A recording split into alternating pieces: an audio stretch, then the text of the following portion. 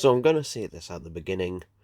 My opinion on this film could completely change and hopefully will when the film actually comes out. But yeah, we've got a trailer for the latest Scooby-Doo direct-to-video film, which, yeah, well, I'm not one of these in quite a while, and that may be due to Scooby-Doo Holiday Haunt not actually coming out at all. So that might be why. But anyway, this seems to be the first in basically the direction that the direct-to-video line was kind of going, but we'll see how it goes. But the main thing about this is the style.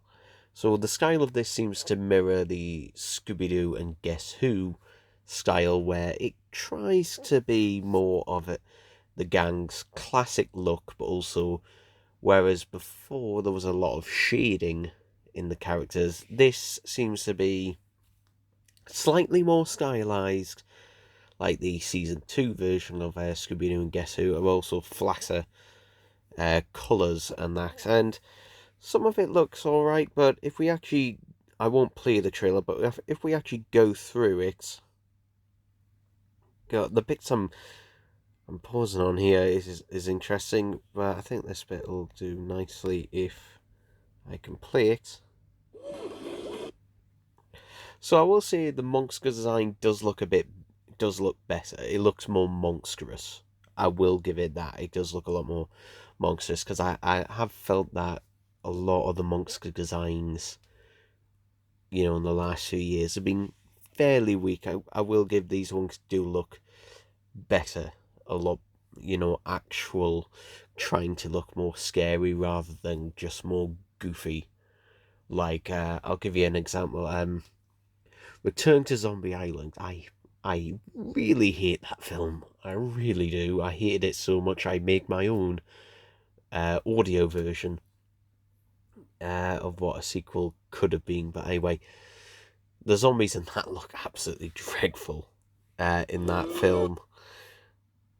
But yeah, in this one, I will say I do like it has a sort of the darker aesthetic backgrounds. And some of the backgrounds do look better, particularly in this bit here. I guess it's trying to go for that sort of hang paying Excel backgrounds from, back in the late 60s and the 70s through to the 80s. It doesn't quite work, but it doesn't look too bad in those places. However, in other bits, such as this section here of the trailer, it looks pretty cheap. Some of the animation here does look like a particular downgrade, and no, I'm not talking about the art style itself, I'm talking about the animation itself. It looks like it's a lot more rigged animation, but also it looks particularly like this is gone down in budget considerably. I've noticed this a lot with the Scooby-Doo direct-to-video films, in that their budgets seem to be going down every year. To give you an example, again, we'll use Scooby-Doo and Zombie Island as an example. That film was made back in '98 for $10 million. That was its budget. The budget for its sequel, just over 20 years later, that budget was just under 1 million, about $1 million. And it only keeps going down after that. So, yeah, the animation here, some of it honestly feels like it's more like a YouTube video animation type thing. So,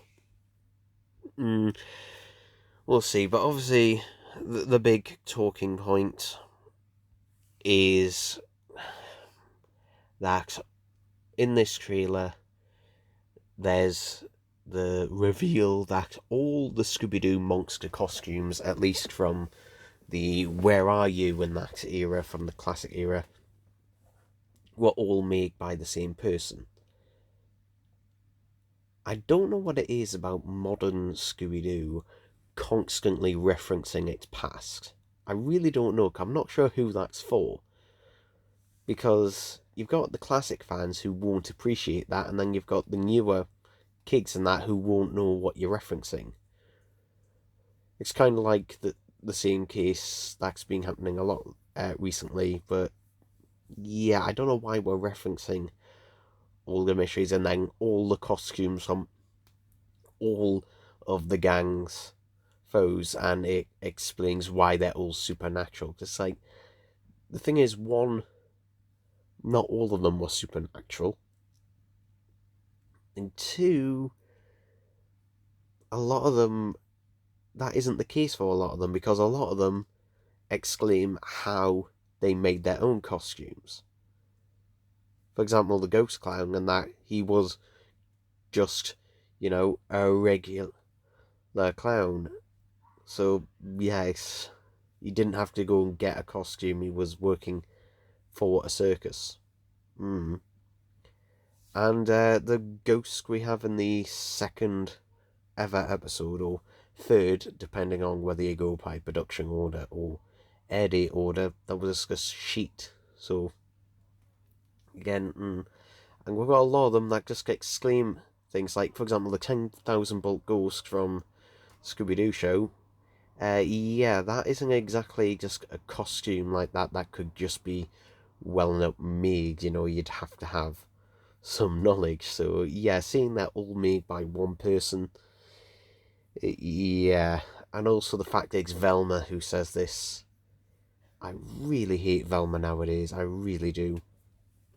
Particularly, it seems to me that the characterization of Velma now is just to be either irritating or completely brush off anything that she cannot explain. Like, everything. And and it's also her voice as well. It's just so nasally. Like, honestly, I mean, it just is Kate McCook. Just like, I miss the old days. But obviously, it seems like they're trying something, I guess, new. I mean, the Scooby-Doo meets Courage the Cowardly Dog. I did enjoy that one a fair bit, but that was mainly because it was a Courage the Cowardly Dog, crossover. It was able to get back to some of its more darker and weirder sort of elements and that to it. So with this, I don't know, but I will give it this. Lighting is much better, and I will say colour and contrast is a lot better. I will give it that, because one of the complaints I've been having is everything was far too bright and overly saturated, where as now they seem to bring that down a fair bit, but they do seem to be relying on a lot of references. For example, Space Cook here. Yeah, they just like constantly reminding you of just like, hey, remember this thing, kind of thing. It's just like, who is that kind of thing for? Okay, and I don't know. I honestly don't know, and it's hard to tell what the story is exactly. Something to do with these ghosts and something like that. Again, these things could very well change when I do see the film. It might be alright. But, yeah, the thing is, Warner Brothers, and here's the thing I'm always going to say. Why do we have to go at this, child line, like really child-friendly line? I mean, depending on how the deal goes with HBO Max and everything, becoming Warner Discovery, or was it Warner Entertainment, whatever it's going to be called, there was going to be that Velma spin-off that was going to be basically, your typical sort of teen drama, except with murder and that in it. And then you've got the other side for like preschools with the Scooby-Doo as a puppy and that. Why can't, it seems to be Warner Brothers just goes for extremes with everything.